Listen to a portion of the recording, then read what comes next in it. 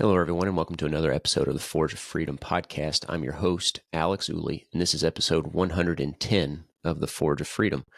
Today, I've got Mike Ooley back in the studio. It's been a little while since Mike's been in the studio. He's been down south, soaking up the sun in southern Florida for a little bit, and I'm glad to have him back in the studio. Welcome back, Mike. Thanks for inviting me back, Alex. It was kind of hard to come back, but Yeah. you're here. Yeah. Well, it's not too bad in southern Indiana in mid-March, but it's hit or miss for sure.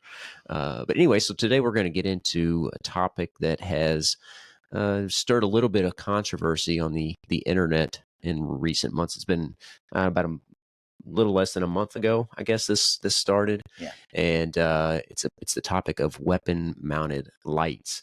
There was a video, and I'm going to show you just a portion of it here in just a moment, where Ken Hackathorn and Paul Howe were discussing the topic of weapon-mounted lights on the Wilson Combat YouTube channel. And Ken Hackathorn said a few things, made a few comments about weapon-mounted lights being overrated that stirred up some, let's say, criticism from a lot of the tactical gun tuber universe.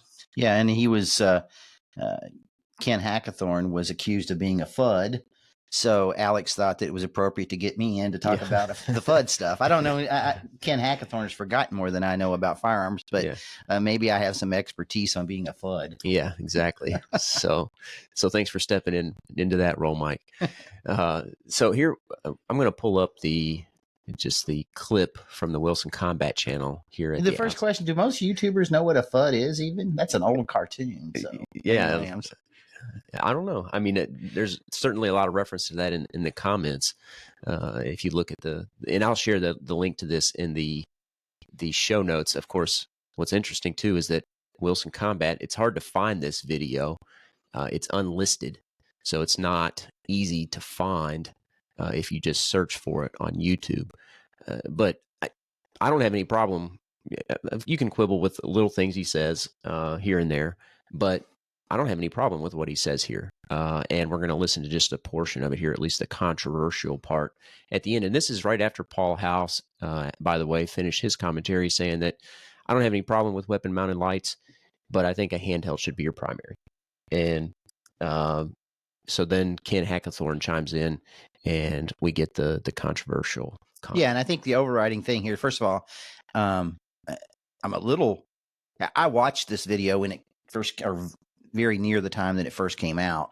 And then this morning I went back again to search for it, and I couldn't find it. So I thought that I hope Wilson Combat hasn't sort of buried this thing, because, I mean, frankly, most of it I agree with. And I think you have to watch the whole 20 minutes or 25 minutes, whatever it is, to really understand it. What he's saying. Well, that's part of the problem, right? Is that the gun tuber universe has taken a few second snippet out of context. They haven't listened to the whole thing, and they miss the point that he's trying to make. Absolutely. Yeah. So you can play it. Go ahead and play it then. Yeah. We got just a short clip here. We're gonna play. You an idiot. But you know that's happened. Oh, I remember seeing a picture in a newspaper. It was an accident scene. Individual was being, treated by the medics, the EMT guys that showed up. And here's a police officer with his pistol, light on, doing this so they can see what they're doing.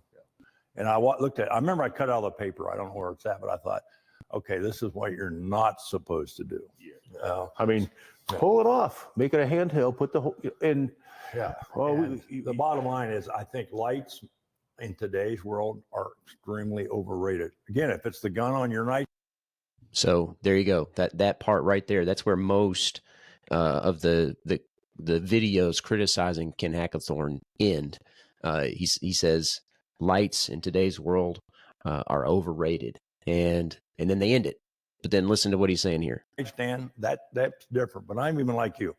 I've got a gun on my nightstand with a light on it, and there's a surefire flashlight right beside it. So if I pick up one, I pick up the other.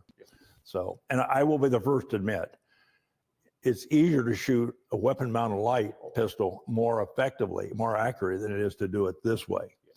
But in the real world, especially if you're talking about clearing your home or searching your business, whatever, remember in the real world, gunfights or shootouts take place at distances the width of a car or the length of a car. And if you haven't practiced and learned, or you need, I think one of the most neglected shooting techniques in the world, because I've traveled outside of CONUS and trained a lot of folks. The most probably neglected shooting technique and out there today is people do not know how to shoot strong hand only. Right. And most of the time, as soon as they do it, they collapse. Their proficiency goes down. And so they're going to always default back. Well, I know I can shoot good with two hand. Yeah, cool. But in the real world, you don't get that option all the time. So there you go. So is Ken Hackathorn anti-weapon mounted light? The answer is clearly no. He said, I have one on the gun on my nightstand. But what does he say also? The problem is not the equipment, right? It's the training. This is more about a training deficiency than it is about whether or not you have a light on your gun. Mm-hmm. Yeah. And I want to compliment you. A lot of times when we do training, I think what he says there is incredibly valid. One of the things I'll compliment you on, because you always get to this before I do. In training, you always emphasize one-hand shooting, whether it be strong hand or weak hand. And Ken there is absolutely right. People are hesitant to do that because they're not successful with it in terms of what they see on the target. So the training is incredibly important. Yeah. One of the things I think you can link to Ken Hackathorn, who I have enormous respect for, was on Paul Markle's podcast called Student of the Gun. Mm-hmm. And he explains this even in more detail there than they go into even on this video, perhaps in some respects. But I would encourage people to go and watch that for the explanation. And one of the things I think Paul Markle said in that thing that I'd never heard of before, if you don't have more training certificates than you have guns, then you basically need to fix yourself, is what it amounts to. Yeah. And, this is, I think, a classic example. Like I said, you brought me on here for my expertise in being a FUD. The internet is great. Technology is great. But unfortunately, the internet is full of, quote, influencers, end quote. And those are people who are simply marketing, trying to get your money, trying to get clicks. And that's what we're doing to a certain extent here. I hope we're providing some public service, but they're trying to do that. And they're, I think in many instances, their knowledge of firearms comes from John Wick movies and who's got the coolest gadget to stick in the front, like some people say, who's got the coolest gadgets to stick on their firearm, that you have the latest firearm. And I think you need to be careful about where you get your information from on the internet. And keep in mind what's going on in the internet with these gun influencers. And like you said, a lot of it is trying to sell equipment, trying to promote sponsors, etc.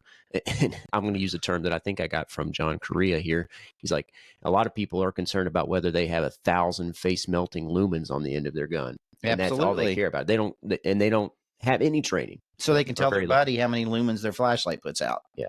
That's exactly right. Yeah. So anyway, I think Ken Hackathorn's this video, I hope Wilson Combat's not trying, like I said, I hope they're not trying to bury this thing. Yeah. So anyway. if you really care about what Ken Hackathorn said, go and listen to this 23-minute conversation, and then also the conversation that Ken Hackathorn had with Paul Markle on Student of the Gun, which of course I'll link to in the show notes.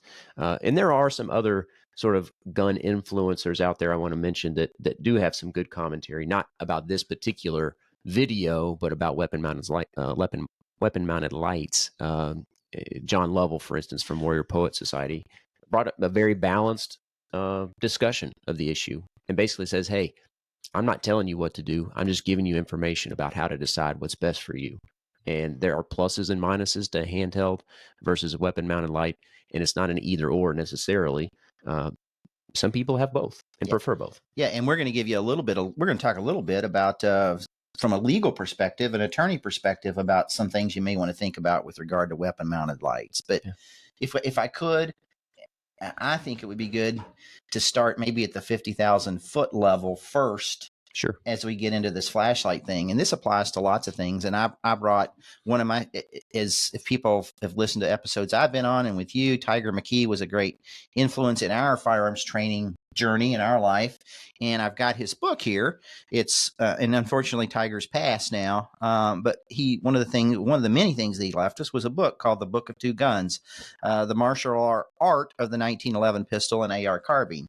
Now, it talks about the 1911, but this is all applicable to whatever gun you're carrying. And that's the book. And I'm going to read a little bit out of the front. I know you're not supposed to read to people, but I think this is important.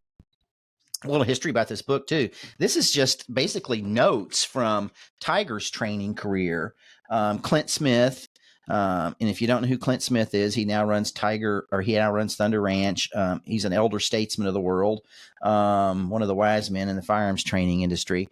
But he told Tiger, and Tiger was a protege of Clint's, he told Tiger, you need to publish this thing. So Tiger did. And it's basically just hand printed, in his handwriting. But one of the things Tiger said is samurai in feudal Japan would often undertake a training pilgrimage of warriorship called a Musa Shugyo. And I'm not sure I've even pronouncing that correctly, but it's Musha-Shugyo. And I think the Chinese have a similar sort of concept too. But anyway, these samurai traveling from school to school, teacher to teacher, learning and growing as swordsmen. Generally speaking, there were also plenty of opportunities to test their skills against others in lethal combat. Tiger says, I began my Musha Shugyo to learn as much as possible on the combative use of firearms. I can't remember not shooting. As a child, my experiences included lots of shooting, hunting with my father, a U.S. Army Special Forces officer. I grew to believe fighting with firearms was a martial art. And as I trained and studied, I attempted to blend what I knew of boxing, karate, jiu-jitsu, etc. into one art. I think the Japanese called it Hojutsu. Hojutsu, the martial art of firearms. And I think that martial art in the Japanese culture has to do with older firearms and black powder. But anyway, Tiger goes on and says, as I wrote the original of this book he's talking about, I knew there would be techniques I would record, and then later decide I didn't believe they were sound. In writing this book, I decided to leave the unsound principles out. I've recorded here techniques and principles I now teach and believe in. So the point is, I want to make 2 points. There are folks out there that have gone on this journey, this pilgrimage of training over many, many years or decades. And even they come to conclude that sometimes they're not right necessarily about things, and things evolve. So I guess what I'm trying to say, rather than the guy or gal who gets their information about firearms from the John Wick movie, I shouldn't even want to talk about the John Wick movie. I've never seen it, but I've seen advertisements of it. Get your information from somebody that's gone on this pilgrimage. And I mentioned the term wise men and women, I guess I should include, but there are folks out there like, of course, he's passed as well. Jeff Cooper, he's the father of the modern technique. And most of what we know about firearms now, training, comes from him. Have things changed since Jeff Cooper's time? Yeah. Do I absolutely 100% agree with everything that Jeff Cooper ever said? No. But I have, obviously we all have enormous respect for him and his teachings. But Masada Ayub, John Farnham, I'm going to list some of these wise men in the firearms industry. Masada Ayub, John Farnham, Tom Givens, Clint Smith, Tiger McKee, who has passed, Greg Ellifritz, Paul Markle, Mike Seeklander, the folks at Gunsight Academy, the SIG Academy. And I would include in that Ken Hackathorn. Ken Hackathorn is I don't think he's in his 70s, maybe even the late 70s. I don't know. He looks very good. But this guy was an Army Special Forces small arms instructor. He was a disciple of Jeff Cooper. He was involved when Jeff Cooper grew Gunsight.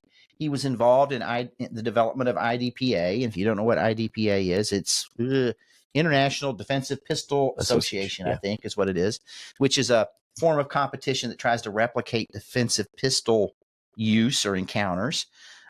He has trained, you heard him use the word CONUS. That's a military term.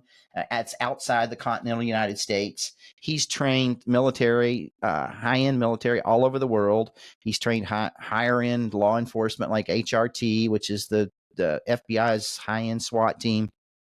So I have enormous respect for him, and I think the gun community, the people in the know, maybe I'm not in the know, but the people who are in the know have enormous respect for him. So when he says something, he's completed that pilgrimage. You need to listen to him. He didn't learn everything he knows about firearms because of what he saw in the movie theater. And I'm sorry to criticize a lot of these influencers, but keep in mind these influencers get on that Chinese whatever social media thing, what's it called? TikTok. Thank you. They get on there and they're just trying to make money and get views, and not impart information and education to folks. Well, and like I said toward the beginning, they took that small snippet where Ken Hackathorn says that these lights in today's world are overrated, but then don't listen to the next breath where he says, I have a weapon mounted light on the firearm by my bedside. And don't listen to the why. And the why here is really, why does he think they're over? He's not saying they're not useful. He's just saying they're overrated. He's not saying don't have one. He's just saying they're overrated. And why is he saying that? Well, he's saying, if you listen on, because people need to focus on training. Training is highly overlooked. The equipment is highly overrated. Yeah. Once again, I mean, I don't remember when it was, but you may recall we had some night training with Tiger McKee. And I remember one of the things that I remember distinctly about doing that is, it's difficult.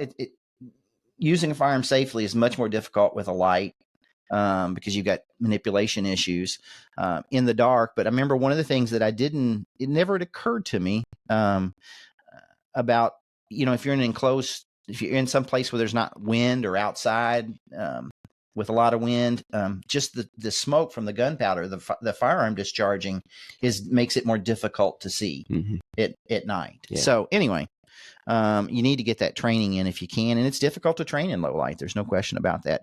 But let's talk about, so what the theme was there, is a weapon mounted light a necessity? So let's talk about the necessities in a low light situation. Sure. And I mentioned, I made a couple notes here. For instance, a lot of people think they have to have night sights. Do I have night sights on my firearms? Yeah, I actually do. I like a brighter sight, something fluorescent, so I can pick it up with old eyes. But is it a necessity? No. Because after all, what we've got to be able to do, and what a light is for principally, is to be able to identify potential bad guys or bad gals. If we can see our sights, we still have to be able to see the target. So is it something that's a necessity? No. Are lasers a necessity? No. If you want a laser, I guess you can have a laser. There's some problems with lasers. I'm not a big laser fan, but you. Yeah. So let's get to the light part though. What's a light for in conjunction with the use of a firearm? It's going to be used to potentially hunt or find bad people.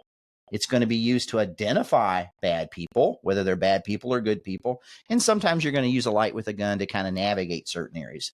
But predominantly for a private citizen, it's going to be to identify a target as a bad guy or a good guy.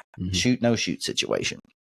Well, and that's the difference too, right? Between a weapon mounted light and a handheld light. The mission for each might be different. Like you're not going to use your weapon mounted light for utility. Exactly. You're going to use your handheld light maybe for utility to look under the hood of your car, but also to identify your target. Yeah. So once more, kind of a contextual thing, keep in mind we had the war on terror, 9/11. And a lot of things that we see in the market today, the gun stuff, the marketing stems from that. If you were in the military, you do have to hunt people and identify people. And what does the military use to do that with now? Well, they're going to have night vision and IR and really high-tech stuff to be able to hunt and identify. And then kind of the next echelon of folks in terms of maybe competency and their need mission requirement, their need to find people is cops or law enforcement. They have a duty in some respects, in a lot of respects, to actually hunt's not a look for bad guys. Yeah. They've got to look for bad guys. They've got to identify bad guys, and they've got to apprehend bad guys. Now, they're not your patrol officers is not going to use night vision and IR and all that stuff like the military is, but he or she is going to have a white light because, once again, they have a duty in many instances to go out and try to find that bad guy in the Walmart parking lot or in the whatever it's in. They're going to have to find this person. And they also have the luxury of calling their friends on a radio, and in 2 to 3 minutes, a bunch of them are going to show up. So they have a different kind of mission set than you do as a private citizen. They're public citizens that have some other job requirements than you. So let's think about your mission as a private citizen. And that mission is going to be either in your home, or it may be out when you're just, the regular John Q. public going to the grocery store or work or wherever it's at. And I think you need to think about your light requirements, not in terms of what some, special operations soldier or John Wick or whatever used. You need to think about it with respect to your circumstances. And I think that's what people need to realize. Yeah. And this is kind of where the legal thing comes in terms of your particular situation. This as a criminal defense attorney. Talk a little bit about how people get in trouble with handguns. Now, understanding if you ever have to use a handgun in a self-defense situation, you do shoot somebody to stop a threat and they're severely injured or killed, they're obviously, if a prosecutor, judge, and jury determined that your use of that firearm was not justified under the law, they're obviously you're subject to decades and decades in prison. But talk about what you see as the most common issues that private citizens get in trouble for with respect to the use of a firearm. Most cases involving a firearm, and I think this is probably true everywhere, not just where I practice in Southern Indiana primarily, don't involve the discharge of a firearm at all. So there's no homicide investigation. There's no murder charge. There's no manslaughter charge. Most of the time, people get in trouble because they draw their gun when they didn't have justification to, or they point their gun when they didn't have justification to. And sometimes that's coupled with some sort of threat. So think, for instance, if you draw your firearm and point it toward a person and it's coupled with a threat that you would say if you think the person is trying to harm you. So, for instance, stop or I'll shoot, or stop, drop the weapon. If you're not justified in having your firearm out and issuing that command, then you could be charged with something like intimidation with a deadly weapon. Or if you don't say anything and you just point the firearm, you could be charged with pointing a firearm in Indiana, both of which are felonies. Pointing a firearm, for instance, is a level 6 felony in Indiana, carrying up to 2.5 years in prison. Intimidation with a deadly weapon is a level 5 felony, carrying up to 6 years in prison. So these types of situations where there's actually no discharge of the firearm at all is where people get hung up the most and caught up in the legal system. And this is relevant for the light discussion for a few reasons. And you want to talk about that some, Mike? Yeah. And just so people know, in Indiana, we have this crime called pointing a firearm, and if it's unloaded, it's a misdemeanor. If it's loaded, it's a felony. Other states out there, for folks listening out there, it's commonly referred to as brandishing a firearm. We don't have a brandishing end quote statute in Indiana. But anyway, it's important. The reason I asked that question is because I think it's important to distinguish the fact that a light on a firearm sometimes people use it for utility purposes is what it amounts to. And that's a problem. And I think you can link to that with some articles and things like that. You got the police officer writing a ticket and he's pointing the firearm down his femoral artery. It goes off accidentally. There's no accident, negligently. And he kills himself. That sort of thing. Yeah. But the other thing here is that, what if you're using the weapon-mounted light? So the light is on the end of your handgun or on the rail of your firearm, and you're using that light to identify the target. You can't see what you believe might be a potential threat, and you use that weapon. You draw your firearm, you point it toward the target, maybe not at the target, maybe just out in front of the target, and you use the ambient light to identify the target.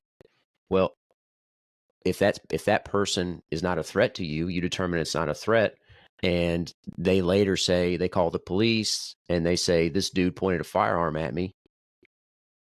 It's a he said, she said. It's a he said, she said. Yeah. What are you going to do? Yeah. So that's why we think it's important to understand what the risks are with using a light on a firearm. Not telling you not to do it. Okay. Maybe I'm a FUD, but I'm not telling you not to do it.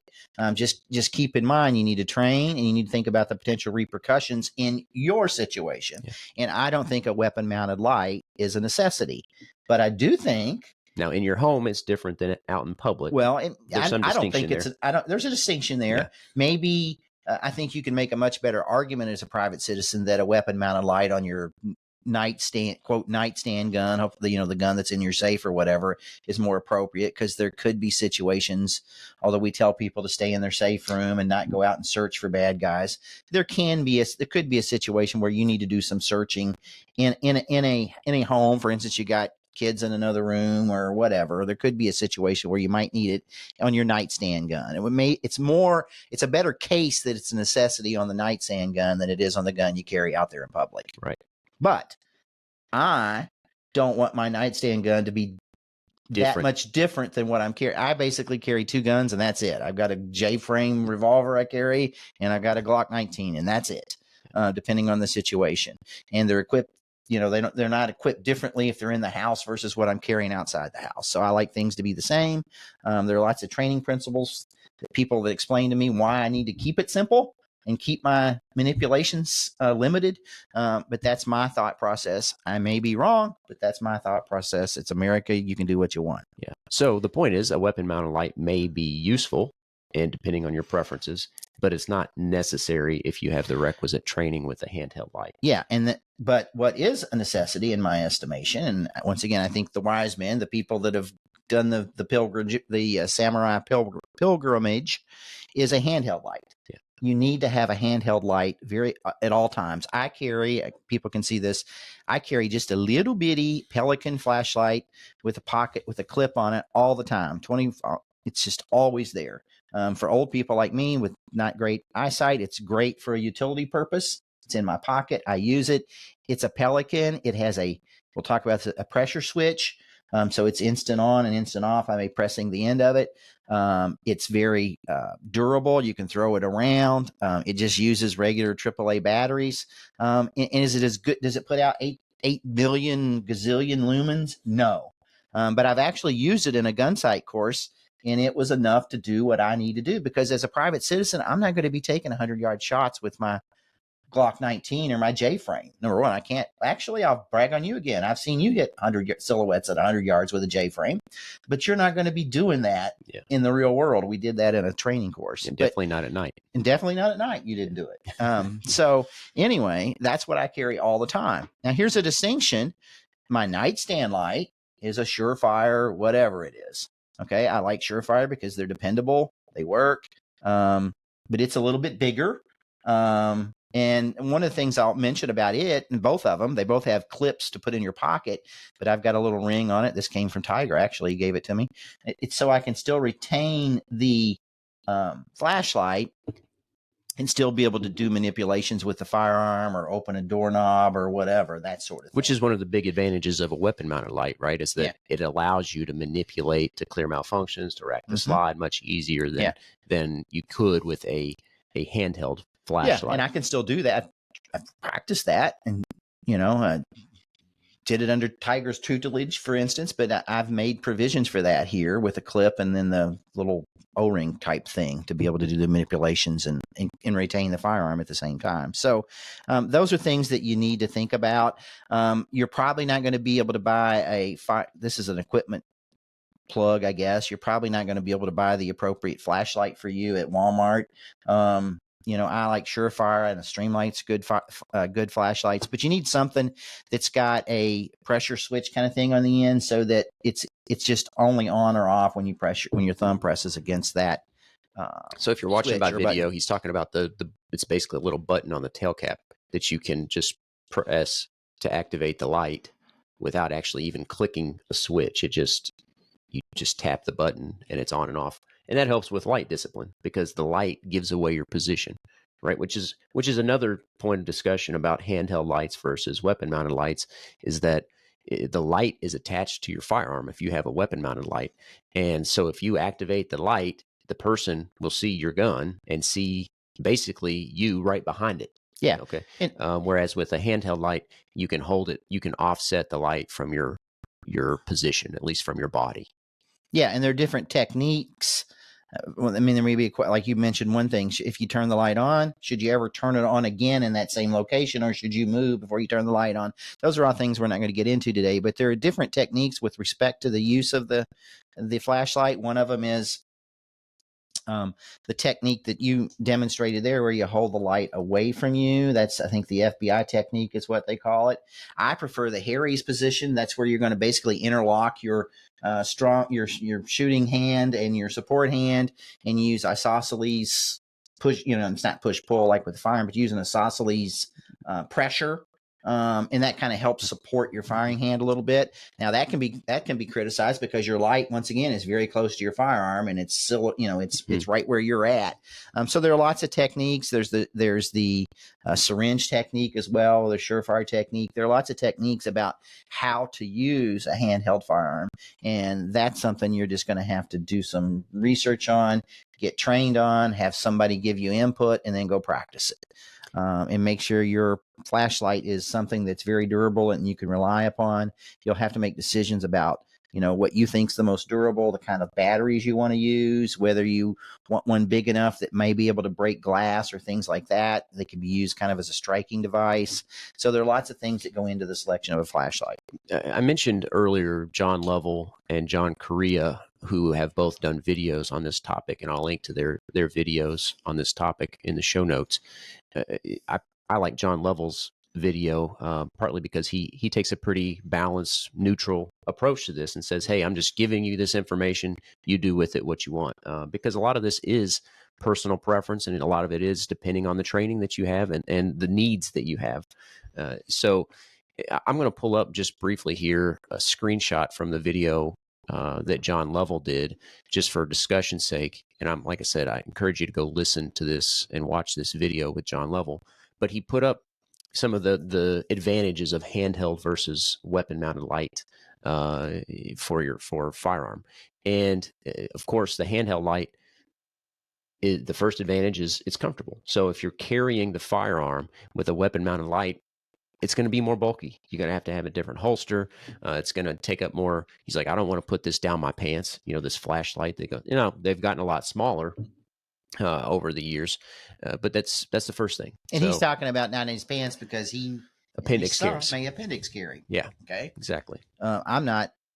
That's a whole nother video about appendix carry. So handheld has an advantage with comfort. Handheld also has an advantage because you can safely point it anywhere. So that's a huge advantage. It's also got utility outside of just defensive purposes. You can use it, like we were talking about earlier, for distraction and deception to deceive the potential threat about your actual location. And you can get a more powerful light if that's what you're looking for, generally in a handheld light than you can in a weapon-mounted light. So those are the big advantages that he identifies with a handheld light. Now, with the weapon-mounted light, obviously we talked about this. It's easier to manipulate the gun. It's easier. You can have two hands on the firearm at all times. And if it's a light that's designed well, you can activate it without losing your firing grip. So that's huge. It's also easier, like we said, to do with two hands to shoot quickly. Now, if you've done a lot of training, you can shoot fairly effectively with one hand, but still not as well as you can with two. Or the Harry's position is sort of a 1.5. Yeah. You still got that isosceles. Yeah. And then pressure. Yeah. So there you go. I mean, those are some of the isometric. I said isosceles. I'm sorry. Yeah. Now, how you weight these advantages to each is going to depend on your situation, right? And it's going to depend on your personal preference. Yeah. So, yeah, it's all about personal preference, and like I said, it's the question is whether it's a necessity or not, and the answer is probably, in my humble opinion, not a necessity like a handheld light. No, and I agree with that, because think about all the times that you're in public carrying your firearm. How many times are you in a situation where there's no light? There's almost always some amount of light when you're in public. At least enough light, like Ken Hackathorn said, to address a threat at the length of a car, or even further. Usually, it's extremely rare. I can't think of a situation in the last several years I've been in public and didn't have enough vision to see a threat out to 20 yards. Yeah, it's just not very. Yeah, it's just extremely rare. I was in the Everglades, and maybe that would be. Yeah. There were no people there at the time, but there may have been threats there. Yeah.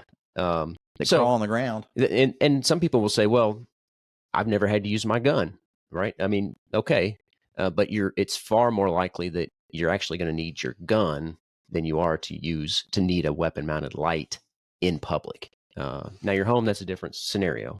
Everybody's in their home and low light conditions. But again, a handheld light can be extremely effective. And you're not going and searching for the bad dude. That's the other point. Yeah, and here's the thing, too. If you can get around, I mean, to me, darkness needs to be your friend. Yeah. You're more acquainted with your home than the bad dude. Exactly. So make the dark, like Batman, make darkness your friend. Yeah, what's your that? own Yeah, home. exactly. Yeah. All right. Anything else you want to mention, Mike? Like I said, I'll link to all these things. I definitely would encourage you to listen to the Ken Hackathorn commentary in its entirety, not just the singular few second snippet. Listen to John Lovell, listen to John Correa, and listen to Paul Markle in his interview with Ken Hackathorn. I'll link to all those in the show notes. Anything else you want to mention, Mike, before we close up? No, just be careful where you get your information. If you're not familiar with some of the names that I mentioned earlier, I think the new wise men are the Greg Ellifritzes of the world and younger folks like that. But if you don't know who Eub is, Farnham, Givens, Clint Smith, and what they've said about a particular subject, then do a little more research. If you know. Yeah, and I haven't read it, but I'm sure that Greg Ellifritz has written an article about this. I have no doubt that he has, and I'll search for that when we're done here. And if he's written one, I'll link to that as well. Yeah. But this goes to your point too about Tiger McKee, the point he was making in his book about this journey that people embark on, and that the more you learn, the more you realize you don't know.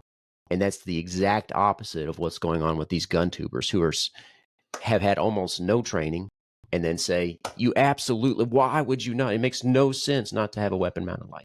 And they're trying to sell clicks. Yeah. That's what they're selling. Yeah. Yeah. And there's no nuance at all. They say with absolute certainty that this is the way. Okay. Because they haven't had that journey. They haven't gone on that pilgrimage. And the more you know, the more you understand you don't know. Yeah. Something like that anyway. Yeah. All right, Mike. Well, I think that's where we'll leave it for now, and appreciate you coming back on the show to bring the FUD perspective to the topic, and to sort of defend the white-haired guys on YouTube a little bit. So, hey, I told you I'm not carrying a 1911. Yeah, exactly. I'm thinking about a red dot someday on a pistol. Although, I mean, at one point though, like a guy I have a weapon-mounted light on my AR. Yeah. So there's a use for it there because that's a whole different scenario. Yeah. And I will say that I think Ken Hackathorn created a little bit of controversy with some of his comments about red dots on a pistol. I'm sort of ambivalent about that. And I think people ought to, there's a discussion to be had there. And it may be, some people say it's the next thing. You're going to have one. You should have one. Other people are like, maybe not. So yeah. Anyway, maybe that'll be the next FUD. Yeah. Yeah, topic. Exactly. Yeah. But there you have it. White hair carries tactical Tupperware. So so things do change. Exactly. All right. Well, thanks again, Mike. Thanks everybody for tuning in. I hope you learned a little something. Again, really encourage you to go check out the resources that we link to in the show notes. As always, you can find the podcast on YouTube, Rumble, Facebook, and just about all of the most popular podcast streaming platforms. It always helps if you like and subscribe to help us spread the message of freedom. And until next time, remember, you are the Forge of Freedom. Thanks for listening to this episode of Forge of Freedom. Be sure to subscribe wherever you heard this podcast so you never miss a future episode. For more information or to connect with Alex, you can go to forgeoffreedom.com or follow him on Twitter @ForgeOfFreedom. Until next time, remember, you are the Forge of Freedom.